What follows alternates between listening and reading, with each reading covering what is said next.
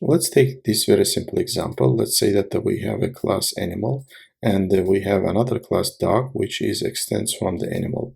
So what is the difference in this case, right, between the instance of and the get class? Let's first take a look at the instance of. So in this case, what we do is we are defining animal and we are giving it the name as a dog, and we are creating a new object dog here, right?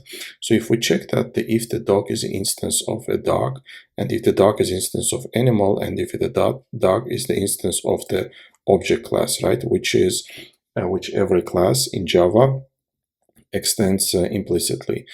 So let's run it, and all of them returns true. So what it means is the instance of is using the polymorphism in this case. So what it means is it's actually dog class, right? It is the animal class. Because it has all the fields and all the methods of the animal class, and the same way according to the polymorphism, dog is also the object, right? So because dog extends the animal and the animal extends the object class, because every class in Java extends the object by default. And that's for the instance of. Now let's go and check that for the get class.